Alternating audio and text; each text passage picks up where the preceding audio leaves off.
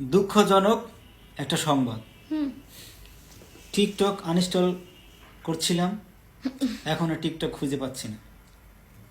আসলে টিকটক যে originally ban করে দিয়েছে এটার প্রমাণ পাওয়া গেল।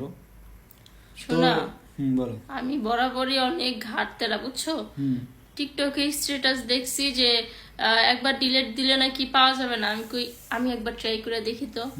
ট্রাই করতে গিয়ে এখন আর আমার টিকটকটা আর আইতেছে না। তুমি খাইছো মানে বাস, এখন কই লাভ নাই। মনে করো টিকটক কোম্পানি এটার ব্যান করে দিস, কারণ কি এখন টিকটক এমন একটা প্ল্যাটফর্ম হয়েছে, টিকটক নিয়ে যুদ্ধ চলতেছে। আমরা তো চালাই মাত্র, আর ওনারা তো মনে করো এটা নিয়ে করতেছে, যুদ্ধ আমি করতেছে। টিকটক পাবো না শোনা। না না, টিকটক তো তোমার ব্যান করে দিয়েছে, তুমি কোথা থেকে পাবা? তুমি এক কাম করো, টিকটক না চালাইয়া তুমি ঠ্যাক চালাও। একটা নতুন অ্যাপ বাইরেছে, সেটার নাম হয়েছে ঠ্যাক। এখন থেকে তুমি ঠ্যাক আনইনস্টল করবা, ওইটা চালাবা। ওইটা কি ফিল্টার আছে? আরে পাগল, টিকটক তো ব্যান করছে একটা কারণেই, সুন্দরী মাইয়া হয়ে যায়, মানে অসুন্দর মেয়েরা সুন্দর হয়ে আর যায়। ধরো তুমি খালি ফালতু কথা কও, যাও আমার টিকটকটা আমি আনইনস্টল করে বই রইছি, আর করে ইনস্টল করতে পারতেছি না। আমার দুঃখে আমি মরতেছি, তুমি এন্দা মজা লইতেছো। যাও।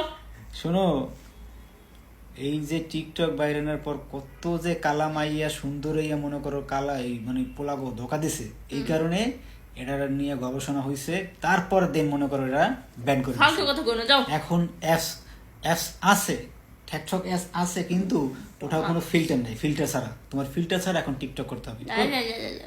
টিকটক তো পাবা না জিন্দগিতে, ওরা গেছে গা। তুমি ঠ্যাক চালাও, ঠিক আছে? তুমি ঠেক চালো। তো আপনারা যদি ঠ্যাক কেউ চালান, তাহলে আমার সাথে যোগাযোগ করেন, আমি বলে দেবো কিভাবে এটা আনইনস্টল করবেন। ওকে, বাই। আর ওনার ঠ্যাক করা, টিকটক করা বন্ধ হয়ে গেল গা, ঠ্যাক করা আরম্ভ হয়ে গেছে গা। কিন্তু এরকম যে সুন্দর গ্ল্যামার যে আসে টিকটকে, এটা পাবা না তুমি। শেষ, খতম, টাটা, বাই বাই।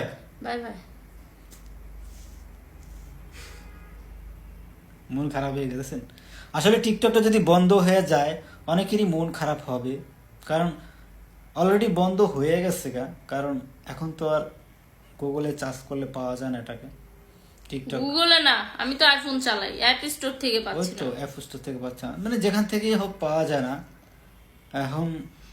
এখন আর ওটা নিয়ে আফসোস করার কিছু নাই, কারণ ওটার মালিক তো আর বাংলাদেশের কেউ নাই যে বাংলাদেশকে আমি বলবো যে ভাই এটা চালু করেন, বা আমরা মিছিল করবো জনগণের একসাথে।